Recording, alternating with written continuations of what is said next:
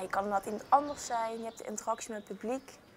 Ik ben zelf altijd al een theaterkind geweest. Ik vond het leuk om op de bühne te staan.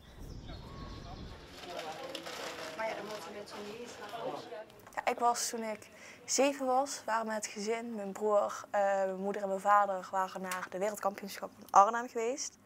En ja, ik zag dat, ik was helemaal vol bewondering. Ik dacht van ja, dit ga ik ook doen. En mijn ouders zeiden van ja, tuurlijk, zeg een 7-jarig kind. Weet je, kleine kinderen zeggen nog wel veel als de dag lang is. Maar na het festival bleef ik ook doorzeuren.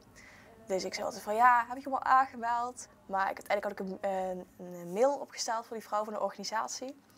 En die vond het zo aandoenlijk dat ik eigenlijk voor spek en bonen toch mocht meedoen. En ja, toen was eigenlijk een hobby geboren. Dus ja, zo eigenlijk. Inmiddels zijn we wat jaartjes verder en heb je eigenlijk je eigen festival hier vandaag.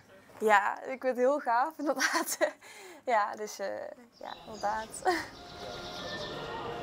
Het is ook altijd leuk op een levend standbeeld als je stilstaat, even naar één punt kan staren en even kan wegspezen. Het is een combinatie van theater, even rustig, even niks doen. En toch die interactie met het publiek hebben, vind ik altijd zelf wel leuk om te doen, inderdaad.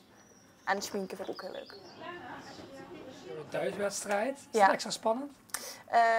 Ja, het is gelukkig wel geen wedstrijd. Dat hebben we ook bewust gedaan. Want ja, iedereen kent mij hier wel.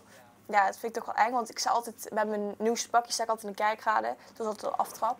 En ik ben er ook achter gekomen, omdat je alles voor het nieuw, ja, voor het eerst doet dan gaat er nog heel veel dingen mis meestal. Dus als je dat in de kerkrade doet, iedereen kent mij. Dat vind ik altijd wel eng. Maar ik vind het zelf altijd lastig om origineel te blijven, want alles is wel een keer gedaan. Dus je moet inderdaad echt een beetje iets van jezelf erbij doen, omdat het toch anders is eigenlijk. Puntjes op de i en dan gaan. Inderdaad, gaan met de banaan, dus yes!